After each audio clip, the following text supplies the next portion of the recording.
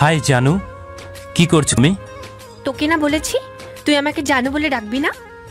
তাহলে কি বউ বলে ডাকবো? ফাজিল শয়তান বদের হাড্ডি, আমাকে আর কল করবি না, ফোন রাখ। ওই শোন না প্লিজ, সরি, আর এসব বলবো না, এবারের মতো মাফ করে দে। না, তোকে অনেকবার মাফ করেছি, আর মাফ করা হবে না। একটা চান্স দে। আরে সত্যি বলছি, আর এসব বলবো না। সত্যি তো?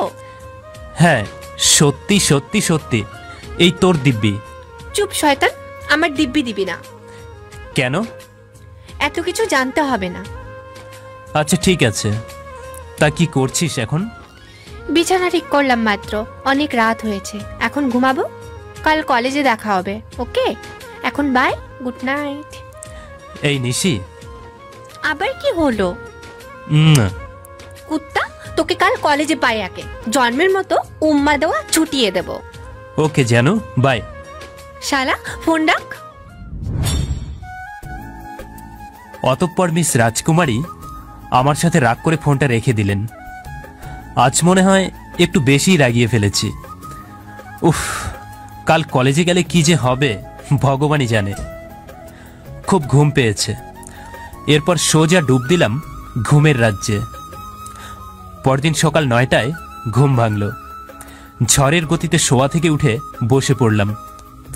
ফোনের কল লিস্টটা একবার চেক করে দেখলাম নিশি ফোন করেছে কিনা। কি ব্যাপার, আজ নিশি ফোন করেনি কেন? নিশি তো প্রতিদিন সকালে আমাকে ফোন করে, রোজ ফোন করে আমাকে জাগায়, কলেজে আসতে বলে, কারণ আমি খুব ঘুম কাতুরে, সকালে ঠিকমতো ঘুম থেকে উঠতে পারি না। কিন্তু আজ কেন ফোন করলো না? ঘটনা কি? পরক্ষণেই মনে পড়ল গতকাল রাতের কথা। ও তো আমার উপর রাগ করেছে। যতক্ষণ পর্যন্ত রাগ না ভাঙাবো ততক্ষণ পর্যন্ত আমার সাথে একটা টু শব্দও করবে না, সেটা আমি খুব ভালোভাবেই জানি। তাড়াহুড়ো করে কলেজে এসে পৌঁছালাম। তখন প্রায় 10টা বেজে গেছে। সোজা চলে গেলাম আমার ক্লাসে।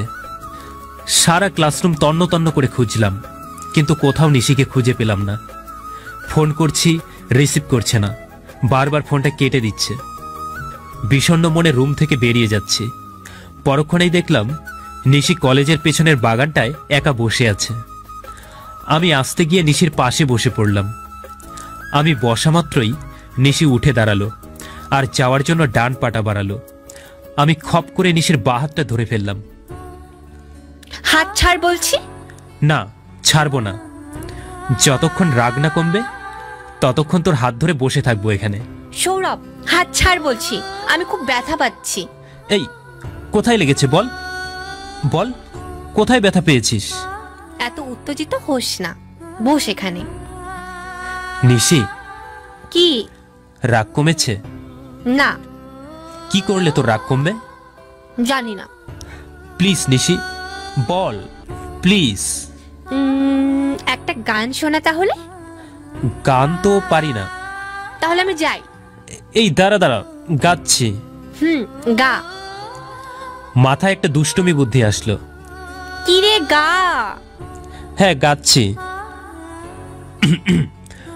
ওই তোর গোলাপি ঠোঁট লিপস্টিক হয়ে যাব। কুত্তা, তুই কি বললি? আমার গোলাপি ঠোঁট লিপস্টিক হবি? আয়, তোকে হওয়াচ্ছি। উফ, খুব ব্যথা লাগছে। এই, আর মারিস না প্লিজ, ব্যথা লাগছে খুব। ব্যথা পাওয়ানোর জন্যই তো মারছি, বল এমন আরো করবি? এই কান ধরছি, আর কখনো এমন করব না, সত্যি বলছি। সত্যি তো? সত্যি রে। তারপর নিশি আমাকে ছেড়ে দিল। উফ, কি মারটাই না মারলো, পিঠ খুব ব্যথা করছে। নিশি, রাগ কমেছে? তাহলে চল ফুচকা খেয়ে আসি। ফুচকা? চল, অনেক দিন হলো খাই না। চল। অতঃপর চলে আসলাম কলেজের ক্যান্টিনে। দুজনই মনের মতো ফুচকা খেতে লাগলাম। খাওয়া শেষে আমি বিল দিয়ে দিলাম। তারপর একটা টোটোতে উঠলাম বাড়ি ফেরার জন্য। দুজনই পাশাপাশি বসে আছি। বারবার নিশির শরীরের সাথে আমার শরীর লাগছে। অনুভূতিটা যে কি সেটা বোঝাতে পারবো না। এই নিশি, কি বল? তোর হাতটা একটু ধরি। কি বললি? বললাম তোর হাতটা একটু ধরি। চুপ হারামজাদা। ধরি? জানি না। আমি নিশির বা হাতটা ধরলাম। ও আমার দিকে একবার তাকালো, কিন্তু পরে আর কিছুই বলেনি। সৌরভ, তোর বাড়ির সামনে চলে এসেছি, নেমে পড়। শালা টোটো, এত তাড়াতাড়ি নিয়ে এলি? আর একটু আস্তে আসলে কি ক্ষতিটা হতো? টোটো থেকে নেমে ভাড়া দিয়ে দিলাম। তারপর নিশিকে বিদায় জানিয়ে বাড়িতে চলে আসলাম। আজকের দিনটা বেশ ভালোই কেটেছে। ইস, যদি প্রতিদিন নিশিকে নিয়ে টোটোতে ঘুরতে পারতাম, কতই না মজা হতো। রাত্রিবেলা নিশির ফোন। হ্যাঁ বল। কি করছিস? এই তো শুয়ে শুয়ে তোর কথাই ভাবছিলাম। তুই আবার আমার কথাও ভাবিস নাকি? ঠং। ভাবতে পারি না বুঝি? অত কিছু জানি না, যে জন্য ফোন দিয়েছিলাম সেটা বলি। হ্যাঁ বল। কাল ভ্যালেন্টাইন্স ডে, কাল কোথাও ঘুরতে যাব। কি? অবাক হচ্ছিস কেন? না এমনি। বল কোথায় যাবি? তুই যেখানে নিয়ে যাস। আচ্ছা, কাল সকাল 11টায় আমার বাড়ির সামনে এসে ফোন করিস। আচ্ছা, এখন bye, good night. Okay bye, good night. এ তো দেখছি মেঘনা চাইতেই বৃষ্টি। কাল ভ্যালেন্টাইন্স ডে, তারপর আবার নিশি আমার সাথে ঘুরবে। নিশ্চয়ই কিছু একটা কাহিনী আছে। কাল যেভাবেই হোক নিশিকে আমার মনের কথা জানাবই। বেশি দেরি করলে যদি হারিয়ে যায় আবার, তাহলে সবই শেষ। কিন্তু কাল আমি এর একটা বিহিত করেই ছাড়ব। পরে যা হওয়ার হবে। অতঃপর আমি বিছানা ঠিক করে ঘুমিয়ে পড়লাম। রাতে আর নিশিকে উইশ করিনি, কারণ যদি রাগ করে তাহলে প্ল্যানটাই মাটি হয়ে যাবে। ঘোরা তো দূরের কথা, আমার সাথে একটা কথাও বলবে না। পরের দিন সকাল 11টায় নিশি আমাকে ফোন করলো। হয়তো বাড়ির কাছাকাছি চলে এসছে। ওই হারামজাদা, তুই কই রে? এই তো এক্ষুনি বেরোবো। তুই চলে এসছিস? হ্যাঁ, জলদি আয়। আচ্ছা আসছি। ফোনের লাইনটা কেটে মোবাইলটা পকেটে ঢুকিয়ে ঘর থেকে বেরিয়ে পড়লাম। গেটের সামনে এসে আমি তো অবাক। আমি কাকে দেখছি? এটা নিশি তো? ওকে আজকে এত সুন্দর লাগছে কেন? কালো কালারের শাড়ি, হাতে কাচের চুড়ি, চোখে কাজল আর ঠোঁটে লিপস্টিক, সব মিলিয়ে নিশিকে অপরূপ মায়াবী লাগছে। ওই, এভাবে ভ্যাবলার মতো তাকিয়ে থাকবি নাকি যাবি?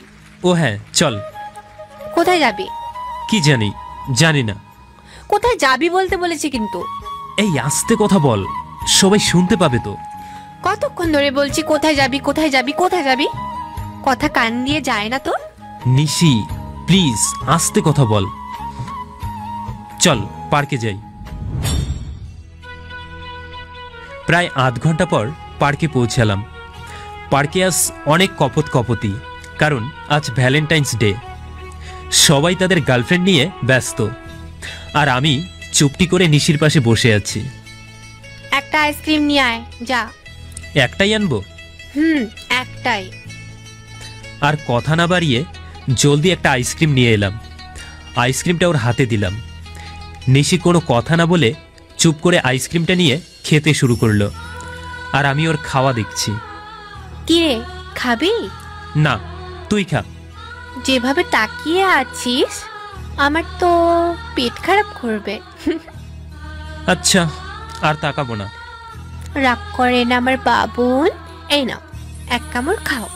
না, খাবো না। না খেলে কথা বলবো না আর। থাক থাক, আর রাগ করতে হবে না। দে, খাচ্ছি। নিশি আমাকে আইসক্রিমটা দিল, আর আমি এক কামড় খেয়ে আইসক্রিমটা আবার নিশির হাতে দিয়ে দিলাম। কি রে, আইসক্রিমের যেই জায়গাটাতে আমার লিপস্টিক পড়েছিল তুই ওই জায়গাটাই খেলি? না মানে। নিশি আর কোনো কথা না বলে আবার আইসক্রিম খাওয়াতে মনোযোগ দিল। আসলে কাজটা আমি ইচ্ছে করেই করেছি। নিশি, তোকে আমার কিছু বলার ছিল। আমি বয়রা না, বুঝছিস? কান খোলা আছে, বলতে থাক। মজা করিস না নিশি, আমি কথাগুলো সিরিয়াসলি বলবো। বল, সিরিয়াসলি নেব। এই 5 বছর যাবৎ আমি তোকে শুধু একটা কথা বলার জন্যই সুযোগ খুঁজছিলাম। আজকে সুযোগটা পেয়েছি, তাই আজকে তোকে কথাটা বলতে চাই। 5 বছর যাবত অপেক্ষা করেছিস? সেই ক্লাস 6 থেকে আমি তোকে পছন্দ করি। তোকে ছাড়া আমি অসম্পূর্ণ। আমি তোকে ভালোবাসি নিশি। কথাটা শোনার পর নিশি আমার দিকে অগ্নি দৃষ্টিতে তাকিয়ে আছে। নিশির তাকানো দেখে আমি খুব ভয় পাচ্ছি। কি বললি তুই? না, আজকে আমি আর ভয় পাই না তোকে। আমি যা বলেছি সত্যি বলেছি। কি বলছিস আবার বল তো। আমি তোকে ভালোবাসি নিশি। প্লিজ নিশি, আমাকে ফিরিয়ে দিস না। আচ্ছা, কবে থেকে আমাকে ভালোবাসিস? সেই ক্লাস 6 থেকে। তাহলে এতদিন বলিসনি কেন? খুব ভয় পেতাম তোকে, তাই কখনো বলার সাহস হয়ে ওঠেনি। আচ্ছা নিশি, আমরা সেই ক্লাস 1 থেকে একসাথে পড়ছি। এত বছরে আমার প্রতি কি তোর একটু অনুভূতি জাগেনি? আচ্ছা সৌরভ, একটা কথা বল তো, তোকে ছাড়া আমি কখনো কোনো ছেলের সাথে কি কথা বলেছি? না, বলিসনি। তোকে ছাড়া আর কোনো ছেলের সাথে মিশেছি কখনো? না। আচ্ছা, ওই দিন টটোতে যে তুই আমার হাত ধরেছিলিস, তখন কি আমি তোকে বলেছিলাম যে কেন আমার হাতটা ধরলি? না, বলিসনি। এত কিছু ঘটে গেল আমাদের মধ্যে, তবুও কি তুই কিছু আন্দাজ করতে পারছিস না? তুই শুধু আমার উপরের রাগটাই দেখলি, আমার ভিতরে কি বলে তুই সেটা বুঝলি না কখনো। মানে তুইও কি আমাকে ভালোবাসিস? জানি না। নিশির এমন উত্তরে আমি অবাক হয়ে গেলাম। বুঝেছি, ওকে এখনই প্রপোজ করতে হবে, না হলে পরে সমস্যায় পড়তে হবে। সাথে সাথে দিলাম এক দৌড়। এক দৌড়ে একদম গেটের সামনে চলে আসলাম। 150 টাকা দিয়ে একটা গোলাপ ফুল কিনলাম। গোলাপটা কিনে আবার এক দৌড়ে নিশির কাছে চলে আসলাম। নিশি এতক্ষণ আমার কার্যকলাপ দেখছিল আর মুখে হাত চেপে হাসছিল।